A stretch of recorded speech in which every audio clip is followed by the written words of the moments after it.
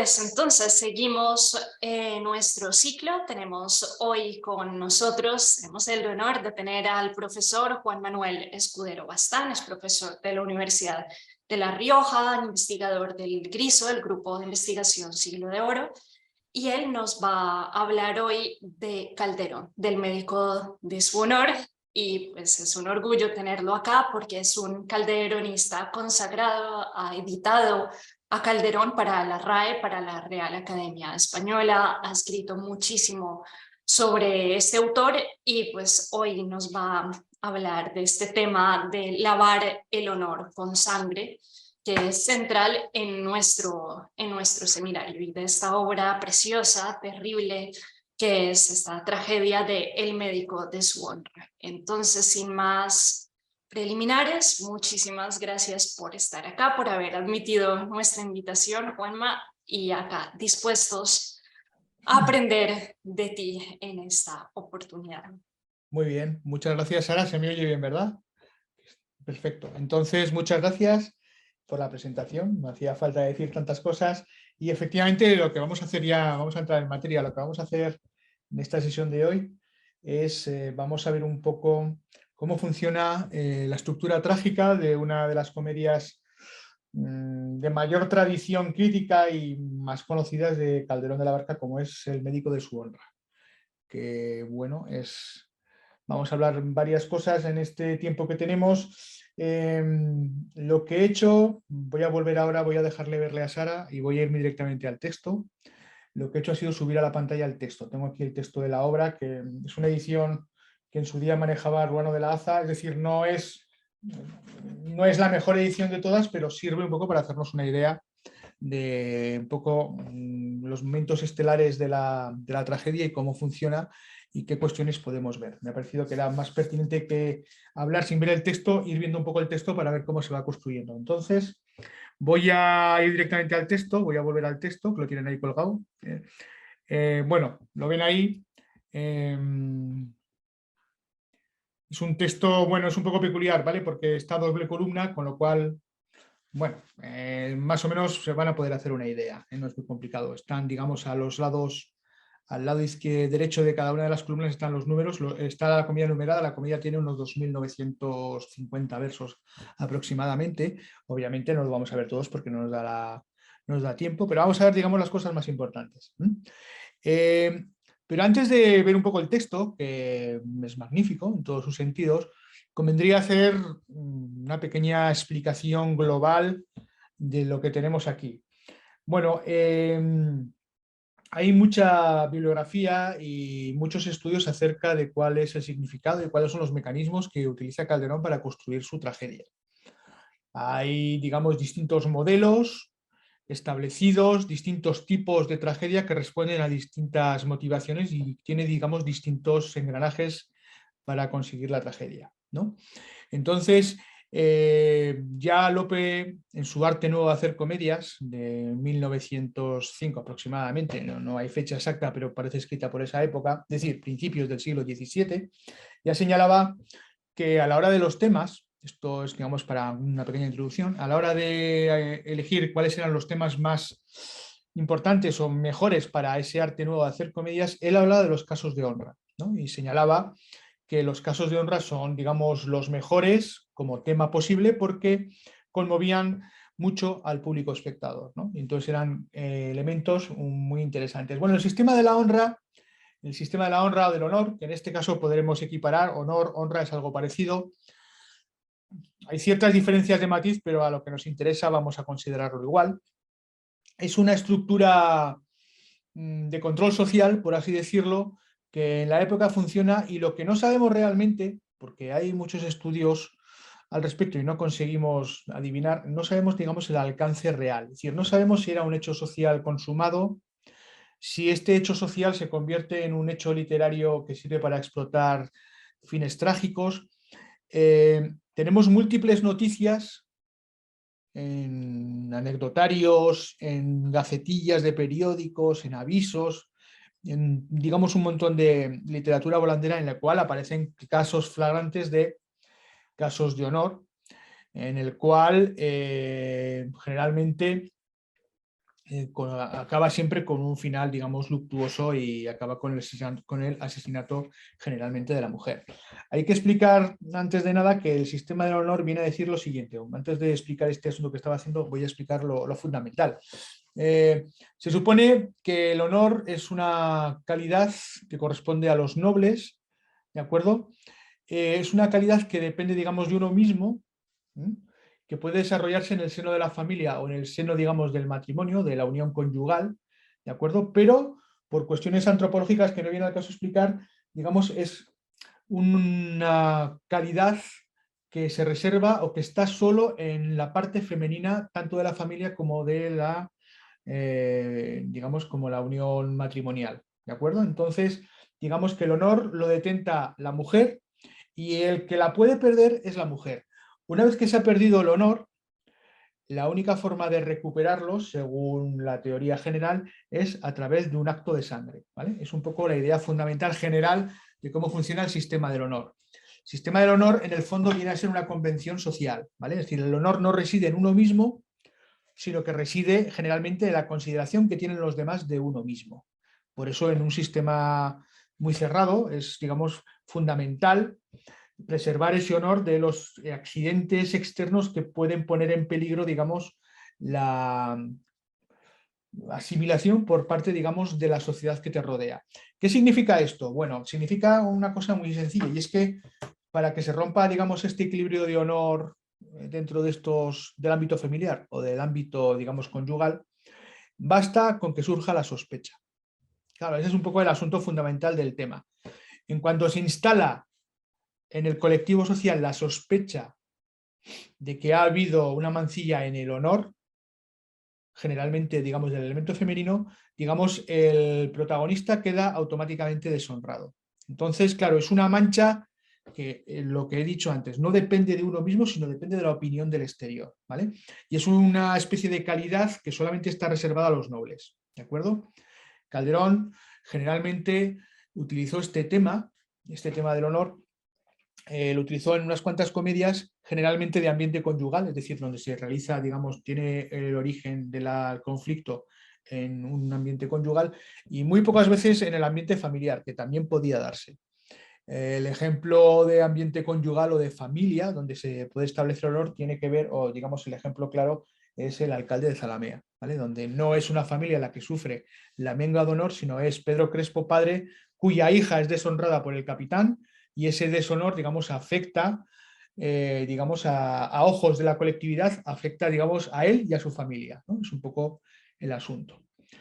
El alcalde de Zalamea, que es también una obra muy interesante desde este punto de vista, tiene otras consideraciones un poco más complejas, que no vamos a tratar aquí porque no es el caso, pero simplemente diré que en el alcalde de Zalamea, Pedro Crespo, que es el protagonista, es un villano. Entonces, teóricamente no le correspondería o no, puesto que como villano no lo tiene. Pero claro, es un villano un poco especial, porque es un villano rico. Y este asunto en una sociedad que está pasando hacia lo mercantil es importante. Es importante socialmente porque el villano rico es el que pagaba impuestos, ¿eh? Entonces, ser villano rico le da a uno derecho o le da la posibilidad, como ocurría en la época, poder comprar un título de nobleza, ¿vale? Que, claro, aquí ya tenemos una cosa fundamental, la división entre la nobleza heredada y la nobleza, digamos, adquirida o comprada, que es un debate que en la época es muy vivo, porque entre otras cosas la corona invitaba a comprar títulos de nobleza para, digamos, alivio de sus arcas totalmente vacías constantemente, ¿no? Entonces, el alcalde de Zalamea es una cuestión muy compleja, pero yéndonos del alcalde de Zalamea, de esa exposición del honor en el ámbito familiar, el resto de comedias que escribió Calderón desarrollando este tema tienen un desarrollo eminentemente conyugal, ¿vale? Serían tres obras que realmente son muy parecidas, aunque tienen, digamos, mecanismos distintos y finales distintos. Serían El médico de su honra, A secreto agravio, secreta venganza y El pintor de su deshonra. Son las tres grandes obras que tratan este tema. ¿De acuerdo? De las tres, obviamente la que tiene más fama, seguramente por lo desmesurado del resultado final y de lo que ocurre, es El médico de su honra. Y como he dicho al principio, no queda muy claro, nunca queda claro, no sabemos todavía el alcance real de estas reglas de honor, ¿vale? Si dependían, digamos, o hacían remisión, o remitían, digamos, a un caso real de la sociedad española, o, digamos, sí, casos reales hay, tenemos noticias, pero si esto es sobre todo un mecanismo convencional literario para crear una tragedia, digamos, de grandes proporciones. Entonces, bueno, queda por hacer todavía un estudio sobre este asunto que no está nada claro. No está nada claro. Es muy probable que el sistema de la honor existiera, ¿de acuerdo? Existiera, pero digamos, lo podemos considerar, digamos, desde el punto de vista social no tan radical como aparece en la tragedia de Calderón. La tragedia de Calderón es totalmente radical y tiene consecuencias funestas. En la realidad hay casos de deshonor consentido y hay casos de deshonor en los cuales el marido o el padre de familia lava con sangre, ¿ah? La afectada por el deshonor. Digamos que hay una variedad enorme de cuestiones.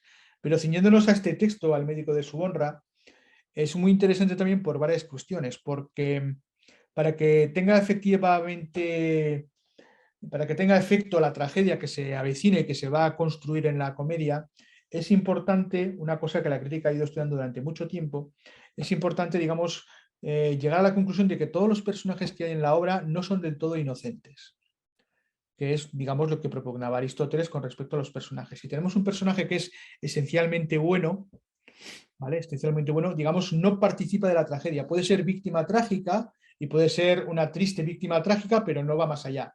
Lo interesante aquí es que realmente los personajes sobre los que ocurre la tragedia tienen, digamos, ciertas fallas, no ciertas fallas morales, pero ciertas fallas de comportamiento.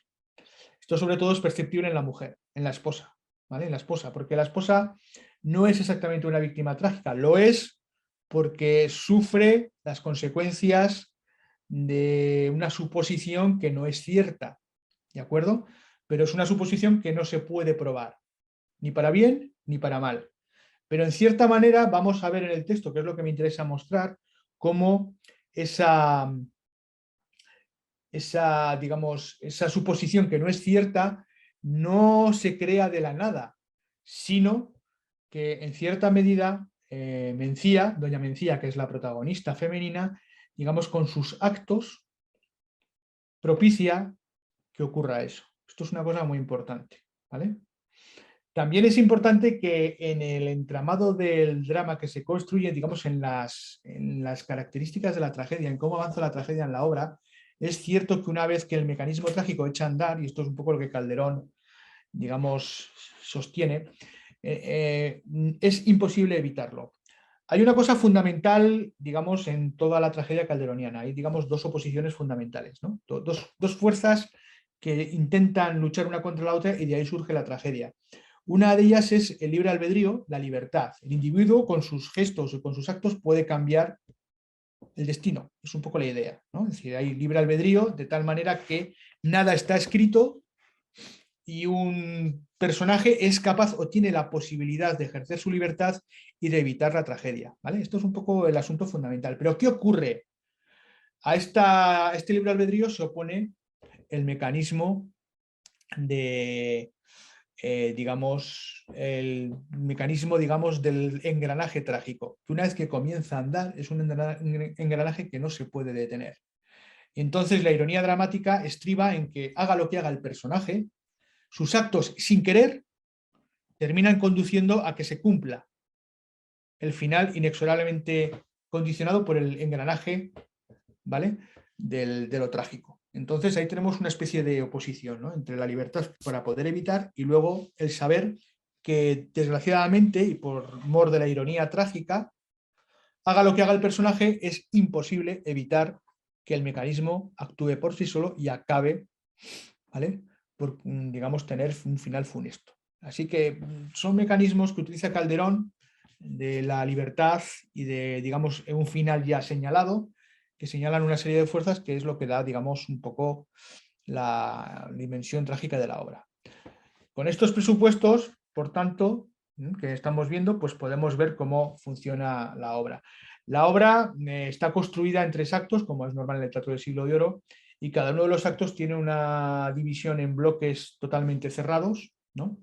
Que generalmente son muy fáciles de ver porque tienen que ver con cambios de métrica y sobre todo con, digamos, la aparición o la existencia de un escenario que queda durante muy pocos segundos vacío, ¿no? Cuando hay un cambio total de personajes en el escenario, que salen y entran nuevos, y el escenario queda en un momento vacío, ahí claramente, y es muy fácil de ver, se producen una serie de bloques escénicos que, digamos, compartimentan cada uno de los actos, ¿no? Esta construcción mecánica, por así decirlo, de los acontecimientos, esta estructura externa, es muy interesante porque, digamos, los elementos trágicos van siendo situados generalmente en una gradación creciente, van, digamos, de los más bajos en intensidad a los más altos, en una gradación ascendente, hasta llegar, digamos, a la tragedia final, donde se produce, digamos, la hecatombe y donde, en este caso, podemos ya adelantar, ¿no? Vamos a hacer un spoiler, la protagonista muere. Muere a manos de un sangrador, de un cirujano, ¿de acuerdo? Porque su marido, para, digamos, lavar su honor, lo que hace es ordenar a un sangrador, que en la época ya saben que la sangría era el remedio para cualquier enfermedad. Si uno estaba malo, lo sangraban, le quitaban sangre porque tenían la idea de que el mal, digamos, se transmitía por la sangre. Entonces, eso es una cosa muy clara, ¿no? Si uno estaba enfermo, le quitaban la sangre y se curaba. Generalmente la mitad se morían, porque obviamente eso no es el remedio. Pero bueno, aquí está claro que Mencía tiene una enfermedad, que es la enfermedad de la honra, y lo que hace Don Gutiérrez, que es el marido, el protagonista, es convertirse en médico de su honra, de ahí el título de la obra, ¿no? Se convierte en médico de su honra. ¿Y cuál es la receta? Sangrarla, ¿vale? El honor se limpia con sangre, pues efectivamente lo que hace es sangrarla. Y entonces la escena final, que es toda una apariencia, es totalmente, digamos, impactante, porque aparece Mencía totalmente ensangrentada en escena, con los brazos en cruz, digamos, acompañada de dos cirios grandes, ¿vale? Entonces es una escena, obviamente, de reminiscencias claramente bíblicas, en cierto sentido. Ya veremos también cómo hay en el texto una referencia a este asunto, y es, digamos, un final totalmente, digamos, terrorífico. Y no menos terrorífico y, digamos, imperfecto es la restauración que realiza el rey enterado del suceso y del caso, ¿no? Es un poco la idea. Vale, pues nada, puedes ir siguiendo porque voy a ir siguiendo un poco el texto, Sara, o sea que tampoco hay mucho problema, ¿vale? Lo único, bueno, lo que tenemos ahí es el inicio de la tragedia. Entonces, como suele ser usual en Calderón, el inicio generalmente se inicia con un, digamos, golpe de efecto que es bastante, digamos, que está construido para atraer la atención de un público que, como ya sabéis, en la época está todo menos callado, ¿no? Yo siempre pongo el ejemplo de que, bueno, si han visto Cyrano de Bergerac, cuando aparece el teatro, la versión española, la versión francesa, está todo el mundo jugando, comiendo, jugando a los dados, hablando, gritando, bailando. Es decir, el teatro es una especie de verbena, y entonces siempre hace falta comenzar las comedias con música, entre otras cosas, para aplacar las iras del público y que coja atención, ¿no? Bueno, pues aquí obviamente, como ocurre en La vida sueño, que aparece Rosaura despiándose de un caballo, etc., etc., aparece una cosa interesante, y es que aparece el infante don Enrique, don Arias y don Diego, que están, digamos, yendo de caza, están, digamos, no, yendo de caza no, están, digamos, yendo hacia Sevilla por el campo, todavía están en el exterior de Sevilla, no han llegado a la ciudad de Sevilla, y de repente va también el rey, y de repente el infante don Enrique cae del caballo. Entonces lo que tienen aquí el texto, si Sara va bajando un poquito, se puede ver, ¿vale? Ahí está, ¿no? Jesús 1000 veces, el cielo te baja, fue, cayó el caballo y arrojó desde él al suelo al infante, etc., etc., ¿vale? Escena de una caída del caballo que para el lector, el espectador no iniciado, le parece un poco extraño, pero para el lector de Calderón, ya digamos muy concienzudo, se da cuenta de que este es un dato fundamental porque muestra la caída de uno de los protagonistas, digamos, del que va a formar parte de ese enredo amoroso que va a romper la virtud de Doña Mencía, cayendo del caballo, lo cual es un símbolo, digamos, de caer, digamos, en el precipicio de las pasiones. Entonces, este inicio de la obra es ya totalmente, digamos, prefigurativo de lo que va a ocurrir. Con esta escena el público sabía exactamente que estaba asistiendo a una tragedia, que es lo interesante. Hay que marcar el tipo del género desde el principio. En esta tragedia, en esta caída de digamos, casi proporciones mortales para el protagonista porque pierde el sentido y casi pierde el pulso. Hay un suceso que llama mucho la atención y es que su hermano, que es el rey Pedro I el Cruel, que se llama así en la historia, y que aquí obviamente no es gratuito que sea ese rey, en una especie de actitud un tanto extraña decide abandonar a su hermano en brazo de sus validos a la altura de una quinta que hay en el campo, ¿de acuerdo?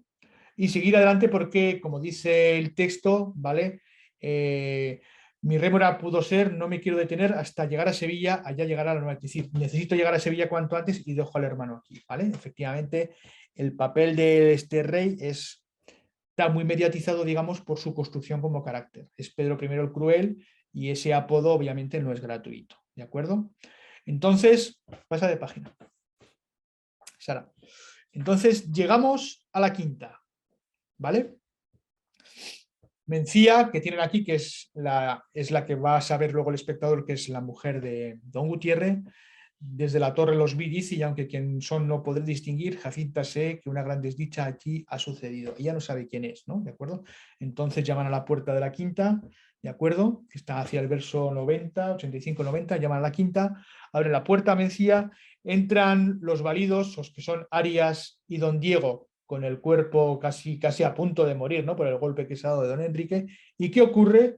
Pues ocurre una cosa fundamental en este universo trágico que es muy interesante, y es que enseguida doña Mencía reconoce a Don Enrique. ¿Lo reconoce por qué? Porque todas estas comedias de honor parten de una prehistoria que al espectador se le informa después. Y la prehistoria, claro, es la que provoca, digamos, la conexión sentimental entre la protagonista y el que va a ser su perdición. ¿Cuál es esta prehistoria que luego se explica más adelante en el texto? En la primera jornada se explica, con pocas palabras, pero se explica, pues que efectivamente durante mucho tiempo don Enrique cortejó, cuando era soltera, a doña Mencía. ¿De acuerdo? Pero sin que ella, digamos, diese a perder su honor, se entiende, ¿no? Sin que ella se entregase del todo a don Enrique.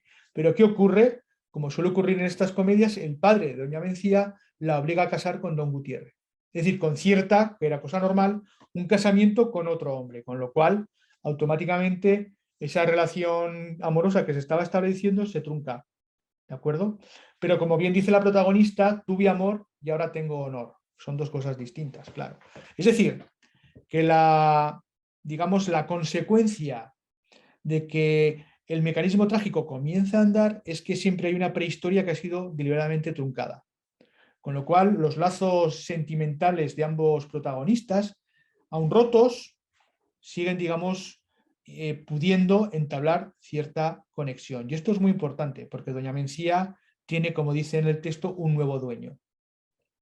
Con esas palabras, que son, digamos, claramente la idea que aparece después de que su matrimonio es desgraciado. Ese es el problema. Ella está enamorada de don Enrique, estaba enamorada de don Enrique, pero su padre dispone en un acto, vale, si quieren despótico, pero totalmente aceptado culturalmente en la época, casarla con quien él pensaba que era, digamos, un buen casamiento, ¿no? Entonces, esas expectativas vitales se ven truncadas y doña Mencía se ve inserta en un matrimonio desgraciado que no le llena, ¿de acuerdo?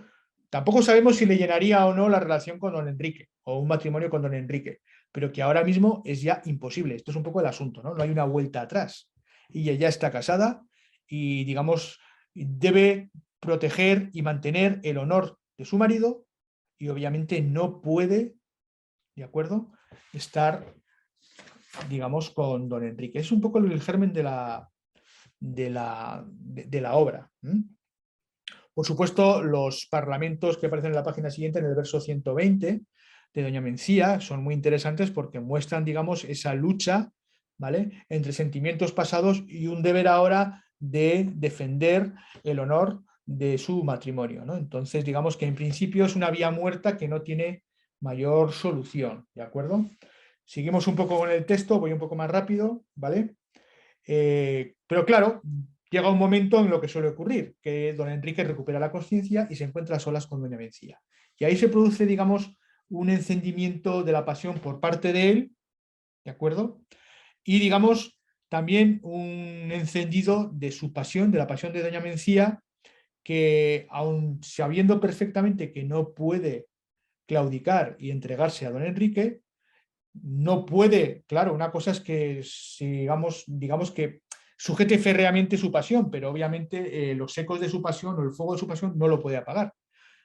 Entonces, a partir de ese momento se supone lo que debería ocurrir es, digamos, que doña Mencía, como mujer noble que es, sea capaz, como dice el Teatro de Calderón, de vencerse a sí misma, ¿no? Es decir, es quien es y es capaz, digamos, de controlar sus pasiones. No las va a poder controlar del todo, no porque se entregue a don Enrique, como veremos, sino porque a la hora de tomar decisiones las hace de manera equivocada, ¿vale? Entre otras cosas porque en esa ofuscación que le rodea es incapaz de tomar decisiones que la lleven por el buen camino, ¿de acuerdo? A todo esto se imbrica, digamos, otra historia paralela de mismas características entre Beatriz, que es una dama, y Don Arias, ¿vale? Es una historia paralela que, digamos, se cruza con la historia de Don Gutiérrez y de Doña Mencía, ¿de acuerdo? Bueno, estoy en el verso 295, ¿de acuerdo? Donde es una parte interesante en el verso 285 porque allí, en ese fragmento de la comedia, es cuando doña Mencía le está diciendo, ¿vale? Al propio don Enrique le dice, ¿no? Vuestra Alteza liberal en sus deseos, que no son sus gustos, tal. Bien sabe, ¿no? Bien sabe de tantos años de experiencias al respecto con que constante mi amor fue una montaña de hielo conquistada de las flores, escuadrones que arma el tiempo. Si me casé, ¿de qué engaño se queja? ¿De acuerdo? Está explicando justamente la prehistoria de una forma ya cabal, ¿no? Y digamos, está respondiendo a los reproches del propio don Enrique, que le está diciendo que cómo no le esperó, cómo se casó. Y ella le dice que, bueno, que él no estaba y que su padre lo obligó a casarse, ¿de acuerdo? Y que no hay nada que hacer, ¿no? Es una especie de lucha dialéctica entre ambos, digamos, antiguos amantes, ¿no? Por así decirlo, ¿no? Enamorados. ¿Qué ocurre? Bueno, hasta aquí podríamos considerar que la tragedia no va más allá, ¿no? Es decir, hasta ahí se queda el asunto. Pero, bueno, ocurre algo y es que digamos que el pasado de don Gutiérrez tampoco es del todo claro. Y me explico. Don Gutiérrez, que corteja a doña Mencía, va un día a su casa y descubre que hay otro hombre escondido, otro hombre que es don Arias, que estaba en casa no por doña Mencía, sino por otra dama que es doña Leonor. Bueno, hay un cruce de afectos y un cruce, digamos, de acciones ligadas, de tal manera que don Gutiérrez, digamos, sospecha, ¿no? Y don Arias sospecha y tiene que abandonar de tal manera que, digamos, el matrimonio entre don Gutiérrez, ¿vale? Y Leonor, que es un matrimonio anterior, se rompe. No sé si se entiende un poco. Digamos que la prehistoria de don Gutiérrez es, digamos, que ya en su mocedad había, a punto de casarse con doña Beatriz, había roto su matrimonio por sospechas de que había otro hombre en casa. Efectivamente, ese otro hombre estaba, pero lo que vamos a saber en el transcurso de la comedia es que ese otro hombre no estaba por doña Beatriz, sino por otra dama que además textualmente en el texto se dice que luego murió. No tiene importancia, simplemente que don Arias no está por doña Beatriz, sino que está por otra mujer. Pero en esa confusión que se produce, digamos que ya don Gutiérrez ha demostrado que es un tipo totalmente obsesionado con la duda, ¿vale? Que es lo importante. Claro, en cuanto hay duda, eso le sirve ya de piedra de toque para romper totalmente la relación con doña Beatriz. Doña Beatriz, que le había dado la mano, etc., se queja amargamente al rey para decirle que quiere que le repare su honra, porque ella sí que ha sido deshonrada en el sentido de que estaba a punto de casarse y de repente don Gutiérrez rompió el matrimonio. Luego más tarde se casó con doña Mencía, ¿vale? Es un poco una prehistoria que aparece también ahí que señala cómo es el personaje, ¿vale? En el transcurso de la primera jornada, como corresponde al Teatro del Siglo de Oro, esta primera jornada sirve un poco para presentar a los personajes y sus conflictos, ¿no? Aparece un gracioso, que es Coquín, que es una parte interesante de la comedia, porque Coquín es un bufón escudero de Don Gutiérrez, pero que entra en relación con el rey y llegan a una apuesta. El rey, como bien hace honor a su nombre, don Pedro I el Cruel, es un tipo que nunca se ríe. Puesto que la labor de Coquín en esta comedia como gracioso es hacer reír, hay una apuesta en la cual le dice el rey que cada vez que le haga reír le dará una bolsa de 100 monedas, pero que si al cabo de un mes no le hace reír le sacará todos los dientes. ¿Vale? Es una apuesta que se hace en escena porque el rey nunca se ríe, ¿de acuerdo? Es muy interesante porque es una comedia, una tragedia en la cual el elemento cómico, que ya saben que en la época, en la tragicomedia, que es lo que domina el teatro español, siempre hay momentos risibles. En esta comedia, conforme avanza la acción y se convierte en una acción más grave, lo que ocurre es que la risa se diluye, desaparece. Y el personaje, Coquín, jamás consigue hacer reír a nadie. Es más, al final de la comedia, lo veremos muy rápidamente, hay un parlamento de Coquín ante el rey en el cual denuncia lo que ha ocurrido en un tono totalmente lastimoso. Ya no hay risa, ¿vale? Es una comedia en la cual el ambiente trágico es tan denso y tan oscuro que ni siquiera la labor o el papel del gracioso tiene sentido, ¿no? Se desaparece. De hecho, jamás hace reír al rey y conforme avanza la segunda jornada, digamos, la risa desaparece por completo, ¿no? Entonces, bueno, como ven, un poco estos son los componentes de los personajes.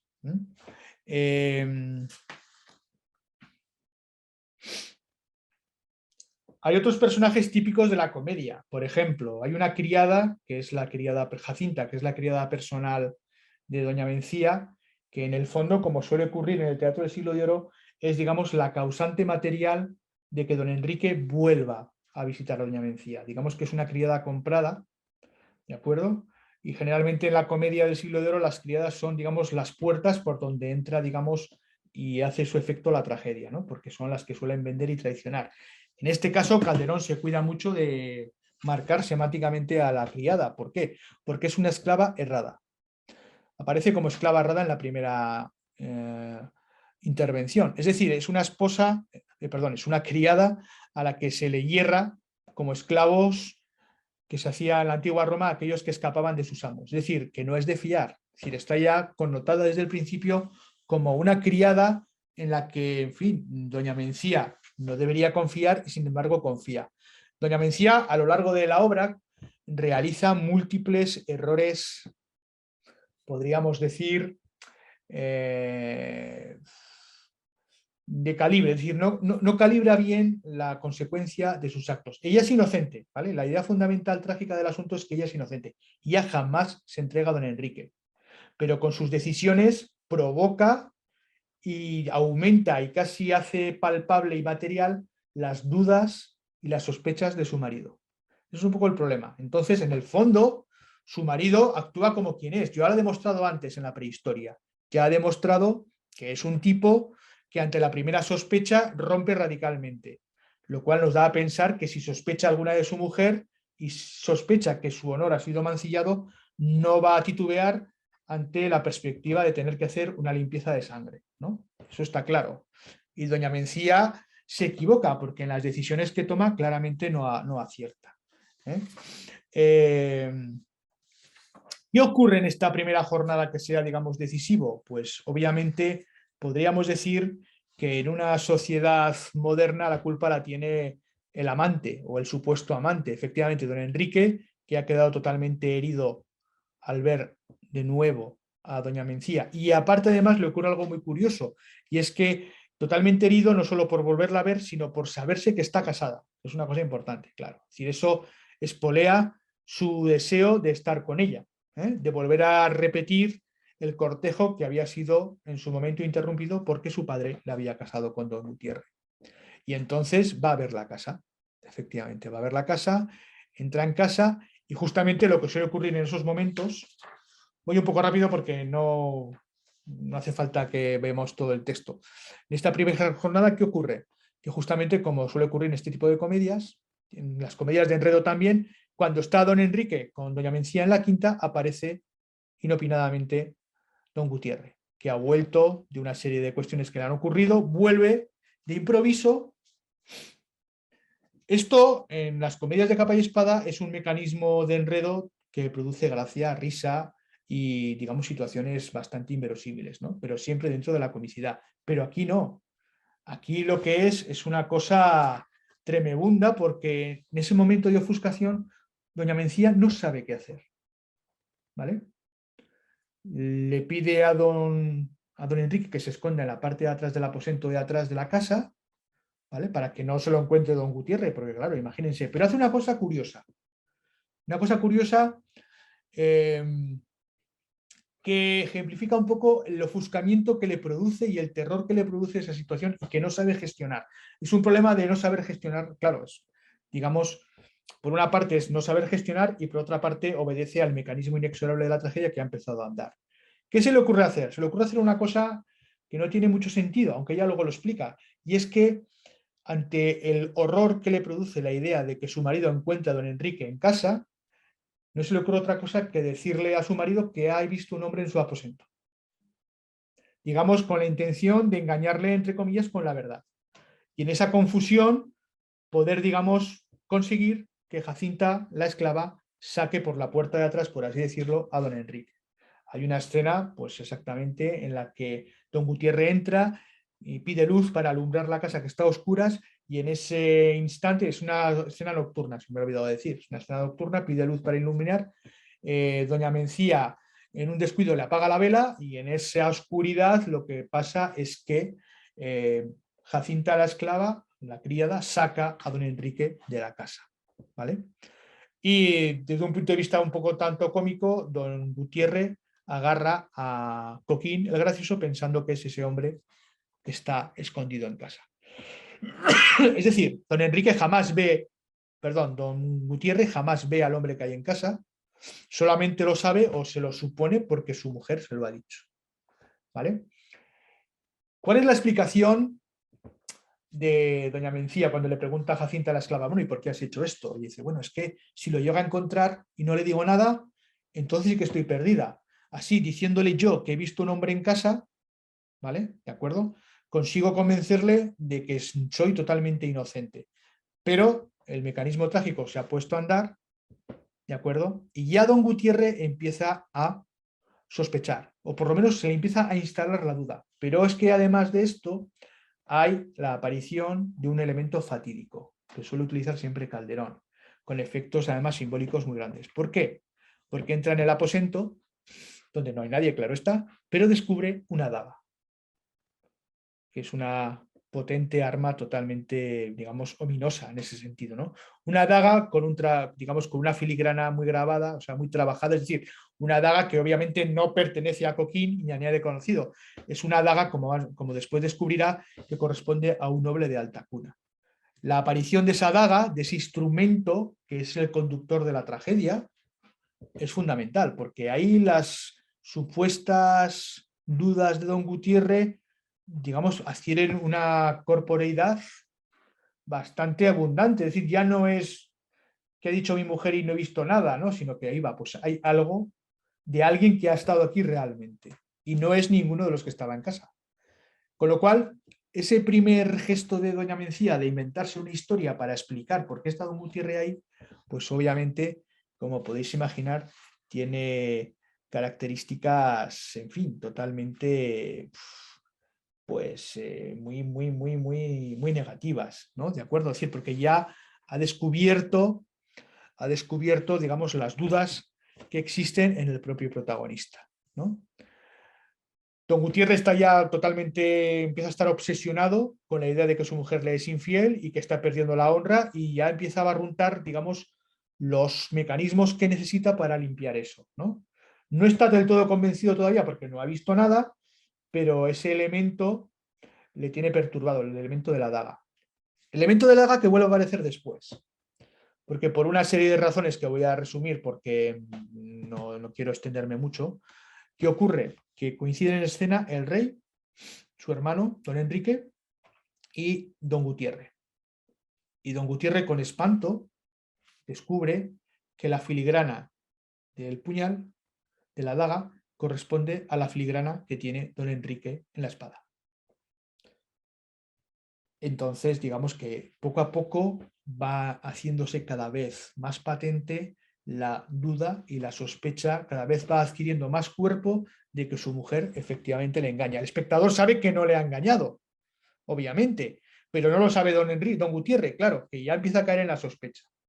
Entonces cada vez está, digamos, más inquieto pensando en que va a tener que hacer algo para lavar su honor, porque ya los datos que va arrojando, digamos, el tablero de la segunda jornada van señalando cada vez más claramente, digamos, la culpabilidad de su esposa. Él no ha visto nada, ¿vale?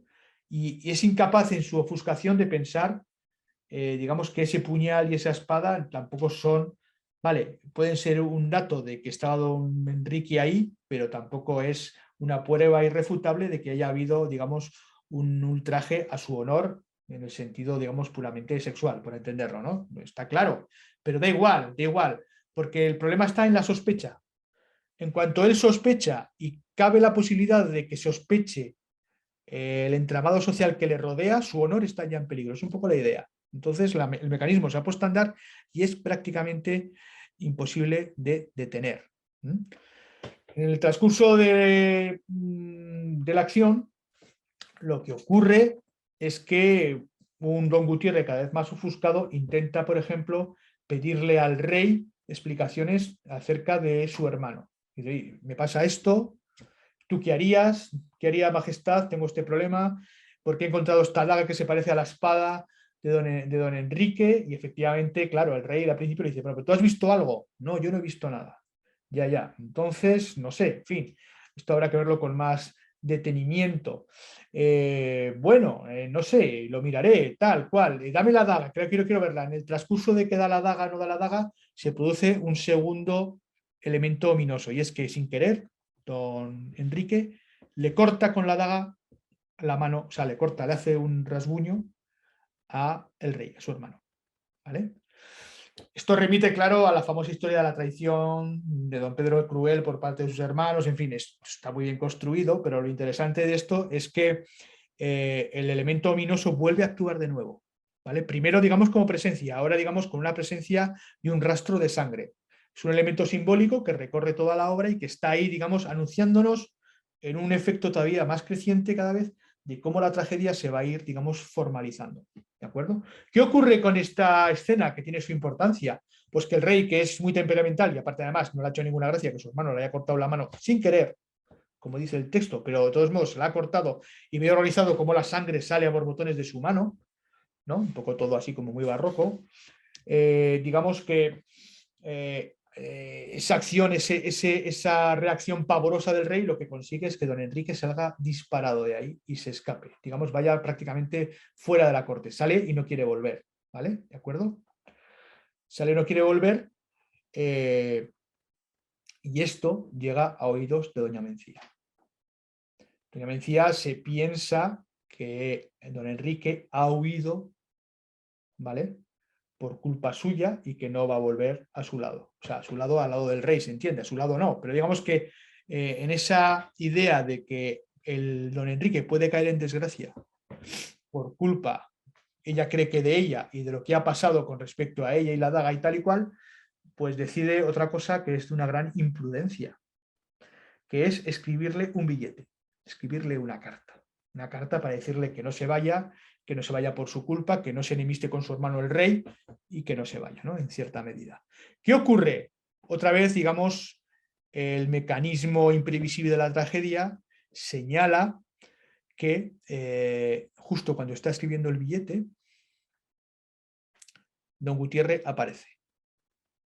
¿De acuerdo? Y la pilla escribiendo la carta. Antes de que ocurra esto, que es, digamos, ya una prueba casi irrefutable, de cierta manera, se me ha olvidado contar, porque son, digamos, hay tres escenas fundamentales, ¿no? La escena que hemos visto antes, en la cual doña Mencía miente dice, miente contando la verdad para que don Enrique salga y desaparezca. Luego, ante las dudas que tiene el propio don Gutiérrez, una noche que está dormida, una noche de verano que está dormida doña Mencía en el jardín, él se acerca, ¿vale? Llega a casa, ¿vale? Ha tenido que hacer una serie de cuestiones y vuelve a casa, sin que ella lo sepa, ¿no? Y ya no sabe que va a volver a casa y vuelve a casa, ¿no? Y entonces hace un experimento. El experimento consiste en apagar la luz, estar escondido y decirle, amada mía, ¿qué tal estás? ¿Qué tal estás? ¿De acuerdo? Ella está dormida. Volviendo del sueño, claro, lo que primero piensa doña Mencía al no ver a don Gutiérrez es que quien le está hablando es don Enrique. ¿Vale? Entonces dice, amado mío, mi querida Alteza. Claro, en cuanto oye eso don Gutiérrez, ¿no? Se queda asombrado como diciendo, no, le está esperando a él, no me está esperando a mí, ¿no? Es decir, que hay una especie de infidelidad creciente que se va asentando en la cabeza de don Gutiérrez sin que efectivamente haya pasado nada. ¿De acuerdo? Pero justamente ese es el asunto trágico. El tercer elemento terrible es el que acabo de detallar, que viene después. Digamos que hay como una especie de degradación creciente, digamos, de equivocaciones de doña Mencía, ¿no? Algunas, digamos, por la prisa y la imposibilidad de hacer algo, y otras también pues porque está rendida al sueño y en su vuelta al sueño pues tampoco distingue entre lo que es realidad, sueño, igual estaba soñando con él, no sabemos, ¿no?, lo que ocurre, pero efectivamente da unas pistas equivocadas a don Gutiérrez, ¿no?, que claro, en su cabeza está casi convencido de que su mujer le ha sido infiel. Es un poco la idea fundamental, sin que el espectador dude de que ha sido así, porque efectivamente no ha sido así. Pero lo importante, la imprudencia de doña Mencía propicia que no sea capaz de salir de esa terrible tesitura en la que se está poniendo cada vez. La tercera cuestión que he comentado antes es la de la carta, que es ya al final. Cuando don Gutiérrez le arranca la carta a doña Mencía, ¿vale?, y la lee, lo que lee es prácticamente no una declaración de amor, pero casi, ¿no? Entonces ya, digamos que en ese momento, don Gutiérrez, doña Mencía se desmaya, obviamente, y don Gutiérrez escribe otra letra. Otra letra, estamos ya en la jornada tercera, ¿eh? Escribe otra letra, otra carta, en la cual le dice que esta noche va a morir y lo único que le deja es ponerse a bien con Dios. ¿Vale? ¿De acuerdo? Es ya casi el final de la obra, en el sentido de que don Gutiérrez está ya totalmente convencido de que su mujer le ha sido infiel, ¿vale? Está totalmente convencido de que la única forma que hay para lavar su culpa es sangre, o sea, digamos, matar a su mujer con sangre, es decir, la deshonra con sangre se lava en ese sentido, y deja encerrada a doña Mencía en casa. Esa parte es magnífica porque es su propia casa, pero el jardín está lleno de rejas, es decir, hay un ambiente opresivo en la cual ella no puede salir, ¿de acuerdo? Y lo que ocurre después es muy sencillo y es lo que hemos comentado antes, que don Gutiérrez lo que hace es contratar y obligar casi a un cirujano al que le dice que si no hace lo que ella quiere, él quiere, lo va a matar, a que vaya al aposento donde está su mujer y la sangre, ¿vale? Obviamente la sangre y no le tape con vendas las heridas, que es de lo que se trata, ¿no? Entonces lo que ocurre es que doña Mencía pues muere desangrada, ¿no? Muere desangrada y el rey, que está de paseo por ahí, de noche nocturna, suele hacer, digamos, paseos nocturnos para tomar un poco el pulso de los súbditos, por así decirlo, se encuentra con Coquín. En ese momento, voy a ir un poco para allá,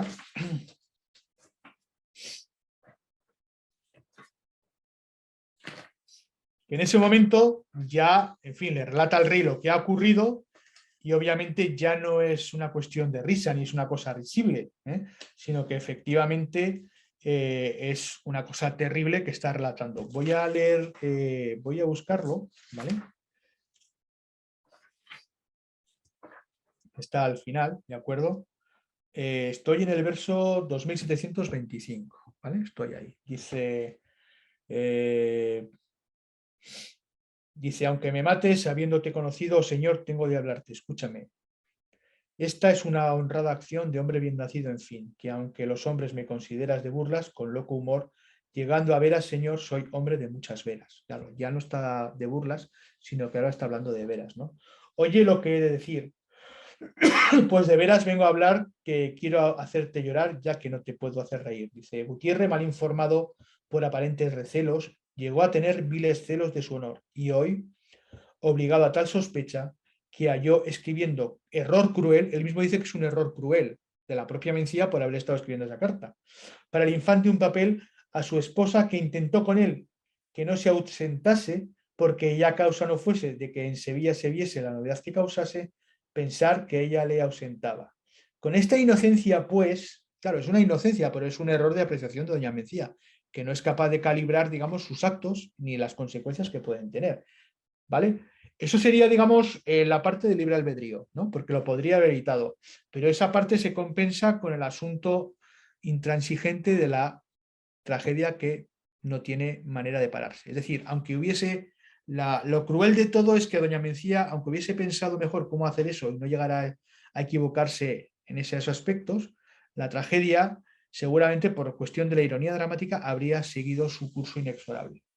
Porque la idea fundamental es que a la libertad de elección y de palabra se opone un mecanismo trágico que escapa, digamos, al poder del individuo. Es decir, una vez que se ha puesto a andar, no hay quien lo pare. Es la famosa bola de nieve que una vez que echa a andar va adquiriendo mayor relevancia y no hay manera de detenerla. Pues esto es algo parecido.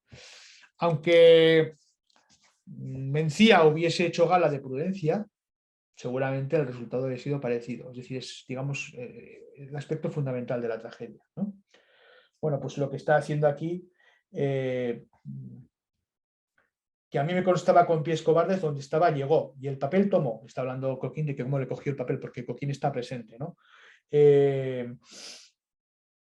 Y sus celos declarados, despidiendo a los criados, todas las puertas cerró, solo que quedó con ella. Yo, enternecido de ver una infeliz mujer, perseguida de su estrella, vengo, Señor, a avisarte que tu brazo altivo y fuerte hoy la libre de la muerte. Claro, cuando Coquín está diciendo esto, lo que no sabe es que el barbero, ¿vale?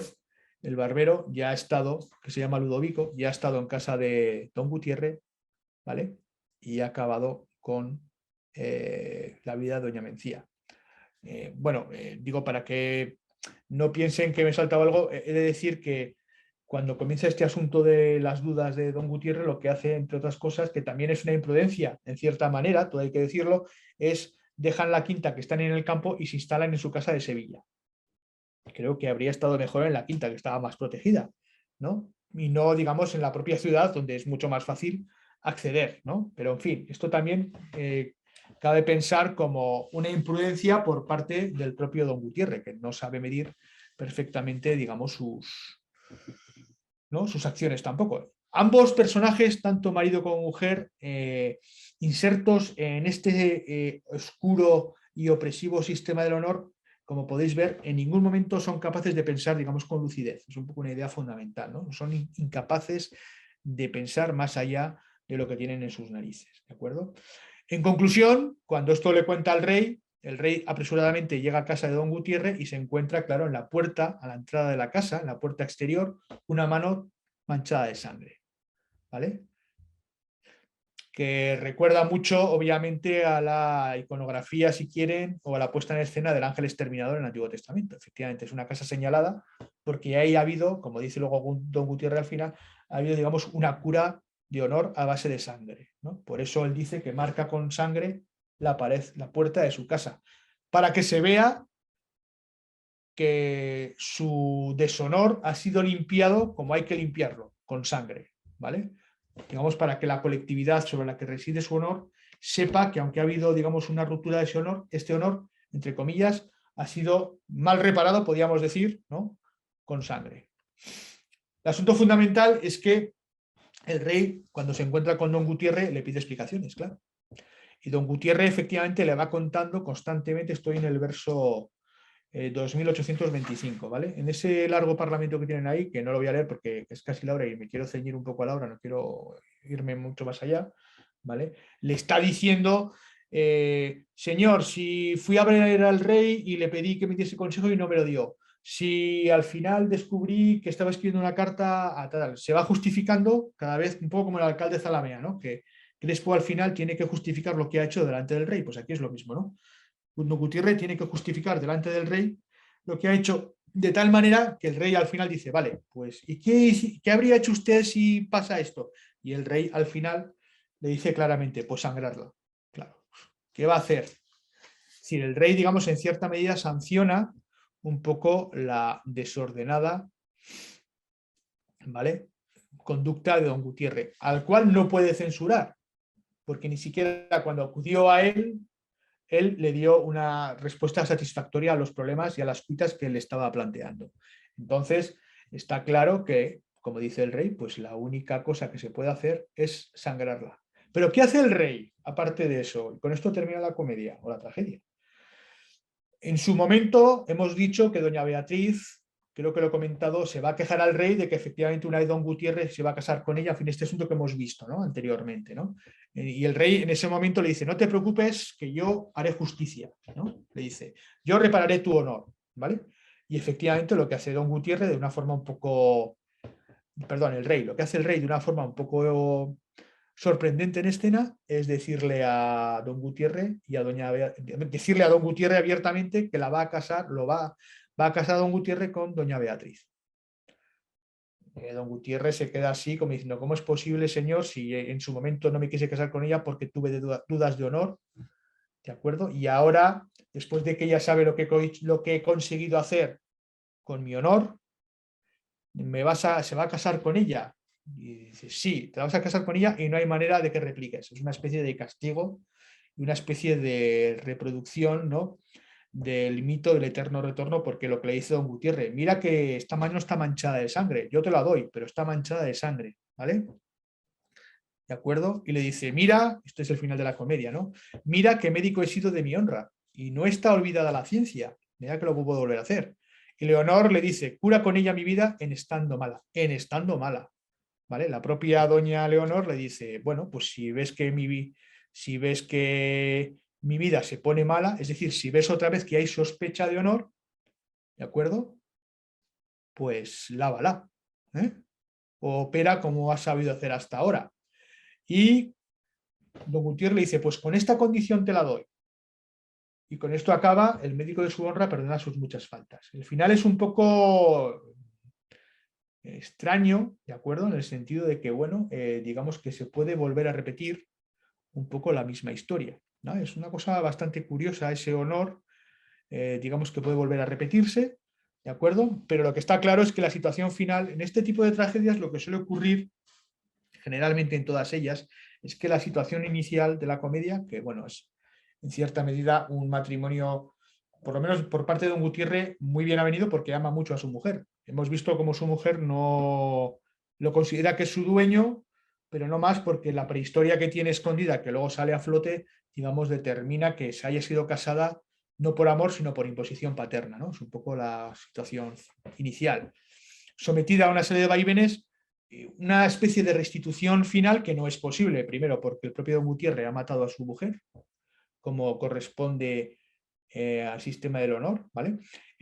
Lo hemos saltado porque no teníamos tiempo, pero son muy patéticos en los pocos momentos de lucidez del personaje masculino, cómo se revela una y otra vez ante una ley injusta que le obliga a matar a su mujer, de la cual está terriblemente enamorado, pero no puede soportar los celos de que haya sido engañado por otro hombre. Es un poco el asunto. Es un personaje totalmente contradictorio en ese sentido y muy complejo, ¿no? Porque es incapaz, o sea, ama con locura a su mujer, pero es incapaz, digamos, de perdonarla en cierto sentido. ¿Por qué? Pues porque la imposición de la honra le obliga a tener que tomar una decisión terrible, que es matarla.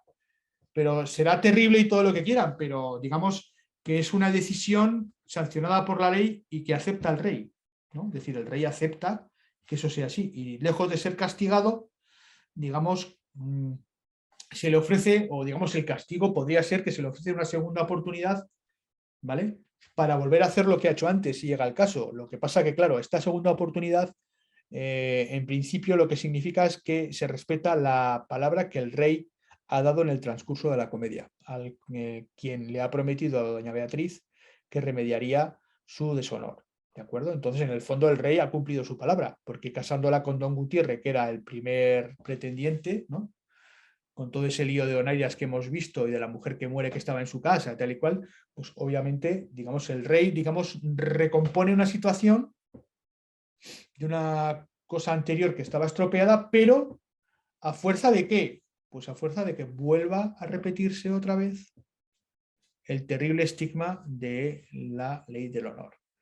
Como ven, es una comedia magnífica. Hay alguna cosa que me he saltado porque no tenemos mucho tiempo, pero en general la hemos visto con bastante detalle. Hemos visto un poco los mecanismos y el engranaje del componente trágico que lleva, digamos, a que se cumpla de forma inexorable esto. Y aquí lo dejo. Pues muchísimas gracias, Juanma, por esta presentación de esta tragedia terrible, hermosa y que nos genera para un lector moderno pues una distancia, digamos, de contextos, ¿no? Y en ese sentido a veces muchas dificultades de interpretación, ¿no? Entonces entender este honor como construcción social, como imperativo social, don Gutiérrez de preso como una antígona entre dos leyes de diferentes órdenes, ¿no? Lo que siente por doña Mencía, luego este deber social del honor, pues es algo bastante poderoso para entender el honor en esta época y el honor como algo que va más allá del individuo, ¿no? No se trata o no solo de un marido celoso y sanguinario, sino también de algo que trasciende el individuo, ¿no? Que Y está en esas estructuras. hay una cosa que quería comentar, porque no lo he dicho antes y es bueno para situar la tragedia y lo demás. Es decir, parte de la interpretación de la crítica a lo largo de, pues claro, casi 400 años, ¿no? Esta comedia, ¿no? Ha sido siempre utilizada esta comedia, esta tragedia y otras parecidas que he comentado antes, digamos, mal leídas y mal interpretadas en el sentido de que se consideraba a Calderón como un escritor muy tradicionalista y, digamos, muy apegado, digamos, a estas convenciones sangrientas, digamos, como un defensor, ¿vale? Un defensor de una estructura social basada en la desigualdad, en la sospecha, etc., etc. ¿De acuerdo? Es una idea crítica que persiste a lo largo de los siglos, ¿de acuerdo? Y que se ha perpetuado prácticamente hasta finales del siglo XX, en el cual Calderón era considerado un tipo, digamos, antipático en cierta medida y defensor, digamos, de estas rígidas leyes que obviamente son inhumanas, ¿no? Es decir, son totalmente, están fuera de cualquier consideración, ¿no? Bueno, están fuera de cualquier consideración, pero obviamente no han perdido su vigencia. Es un poco el asunto fundamental de la cuestión. ¿Por qué? Bueno, porque todo el asunto de la violencia machista y de género, en el fondo, sustenta este asunto. Es decir, es la imposibilidad de perdonar, digamos, que la mujer no sea propiedad de uno propio. Es un poco la idea, ¿no? Pero bueno, esto es otro problema fundamental que, digamos, que hace que el tema sea vigente todavía, ¿no? Pero el asunto fundamental que quería explicar es que si uno lee un poco la obra con atención, está claro que Calderón hace todo lo contrario. Es decir, Calderón no está a favor del sistema, sino todo al revés. Por completo, Calderón está denunciando la esclavitud y la sinrazón de un sistema que en el fondo acaba con la vida de personas inocentes, ¿vale? Porque, vale, una cosa es que doña Mencía tenga, podríamos decir, peque, digamos, de responsabilidad, ¿no? Y tenga, digamos, malas elecciones en cuanto a lo que ocurre, ¿vale? Pero no hay que olvidar que en ningún momento se entrega a don Enrique. Claro, ese es el asunto fundamental. En otras obras de honor sí que hay entrega por parte de la mujer al amante, ¿vale? Estoy pensando en El pintor de su deshonra, por ejemplo, ¿no? Pero aquí no. Es decir, Mencía es íntegra. Se mantuvo íntegra durante el cortejo y se ha mantenido siempre íntegra. Así que sus faltas de acierto, digamos, de prudencia, por así decirlo, no empaña la idea de que es una víctima trágica e inocente, obviamente. Claro. Ahí está un poco también el signo de la tragedia. Es decir, el signo de la tragedia no se basa en verdades, sino en simulaciones de verdades. Entonces, claro, en cuanto se instala la duda acaba con cualquier inocente. Es un poco lo que ocurre.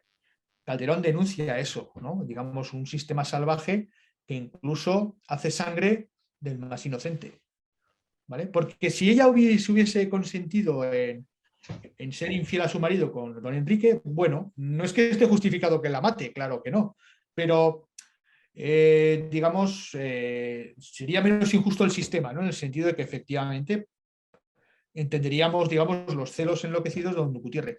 Pero es que don Gutiérrez, en el fondo, nunca tiene clara conciencia de que su mujer le haya engañado. Tiene elementos que en su obnubilado cerebro, digamos, le hacen creer claramente que tiene que actuar de esa manera. Y efectivamente, y por el otro lado, como digo, doña Mencía siempre es una víctima que se mantiene íntegra, ¿vale? En otros casos, como por ejemplo el alcalde de Zalamea, es un poco más complicado porque hay Isabel, que es la hija de Pedro Crespo, es una víctima totalmente inocente. Y ahí realmente quien peca de imprudencia es el propio padre, ¿vale? Y por una cosa muy sencilla que haríamos todos en cualquier momento y que explica muy bien el asunto este de que el mecanismo trágico funciona a pesar de lo que uno haga. ¿Qué hace cuando llegan los soldados al pueblo? Ya saben, la soldadesca llegaba a los pueblos, se instalaba en los pueblos y, en fin, todas las mujeres casaderas y no casaderas corrían peligros, lo que solía ocurrir. No hay muchos testimonios, ¿no? ¿Qué ocurre? Pues si le ocurre una cosa, explico solamente dos cosas para que entiendan. Lo que ocurre en esa obra es que el capitán que maneja el ejército le dan como lugar de alojamiento la casa de Pedro Crespo, porque había que alojar a los soldados, ¿no? Los particulares alojaban a los soldados, ¿no? Y entonces se ha enterado de que la alojan ahí porque el que es un mujeriego, la mujer más guapa del pueblo, que es la hija de Pedro Crespo, vive ahí. Entonces el capitán dice, voy a ir disparado, voy a ir a verla, ¿no? Porque qué más me da que sea una villana si tiene manos y pies, ¿no? En fin, una serie de chistes bastante groseros. Pedro Crespo, ¿qué hace? ¿Qué haría un padre en ese sentido sabiendo cómo son los soldados? Le dice a su hija que se esconda en la parte de arriba del desván. Un acto imprudente, no, justamente todo lo prudente que puede haber, ¿no? Es decir, vete, que no te vean los soldados, escóndete arriba del todo y no salgas hasta que se vayan, ¿no? Pues eso es, desde el punto de vista, digamos, de un pensamiento racional bastante lógico y bastante prudente, pero justamente eso es el detonante de la tragedia. ¿Por qué? Porque llega el capitán que está esperando ver a la villana hermosa, más hermosa que nunca, como le han dicho, y no la encuentra. Y entonces dice, pues voy a registrar la casa porque no me voy a quedar sin verla. Y la encuentra en el desván, claro. Y ya ese es el principio, digamos, de la tragedia, porque el capitán, en cuanto la ve, solamente quiere poseerla. ¿De acuerdo? Clara muestra de que la acción más civil, o sea, más coordinada, más prudente del padre, conlleva a que la tragedia se desarrolle. ¿Por qué? Porque una vez que el mecanismo se va a desarrollar, da igual realmente lo que uno haga, porque haga lo que haga, la tragedia es inexorable. Así que en este sentido, que doña Mencía peque de imprudencia, podríamos decir política a la hora de tomar sus decisiones, vale, digamos que da más fuego a la tragedia, pero no habría evitado la tragedia. Esa es una cosa fundamental, ¿no? Y esa es la lucha entre el libre albedrío y las fuerzas oscuras de lado ya prefijado que hacen que se cumpla inexorablemente lo que ya aparecía en escena en los primeros versos, que es la caída del protagonista o de uno de los protagonistas, que es don Enrique. Esa caída fatal que a punto le cuesta la muerte, esa caída del caballo que en Calderón siempre tiene connotaciones totalmente simbólicas y negativas. ¿Por qué? Por la idea justamente de que el jinete sofrena las pasiones digamos, simbólicamente en el sujetamiento del caballo, por así decirlo. En cuanto el caballo puede más que el jinete, eso significa que el protagonista no es capaz de atemperar sus pasiones. En este caso está claro, si don Enrique hubiese atemperado sus pasiones y hubiese aceptado, digamos, que ha perdido en el juego, en el sentido de que enamorado de doña Mencía, esta se ha casado con otro, a su fuerza, vale, pero pertenece a otro, no habría pasado nada. Si no habría ido esa noche, no habría pasado nada, ¿vale? Pero ya sabemos que el personaje va a ir. ¿Por qué? Porque se ha caído del caballo.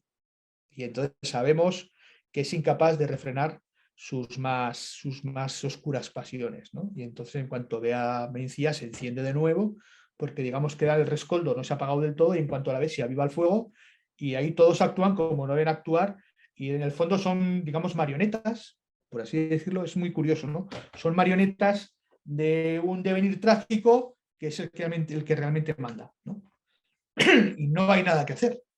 Eso es un poco lo que quería explicar. Sí que Calderón realmente no está a favor de estos asuntos, sino al revés. Es muy crítico con este sistema, aunque también es cierto, perdón, que como excelente dramaturgo sabe conscientemente de la fuerza trágica que tiene este tipo de planteamientos, ¿no? Porque él sabe que esto, como bien dijo Lope, y con esto ya cierro, los temas de honra son los que más mueven al público. Exacto. Y ahora escuchemos a los estudiantes, que me Sí. interesaría que debatiéramos de eso. Si quieren preguntarle Pregunta lo que quieras, sí. algo, preguntas o impresiones de su lectura como espectadores, bueno, que tenían la posibilidad de verla o de leerla, modernos y pues perceptores, digamos, de este abismo o continuidades.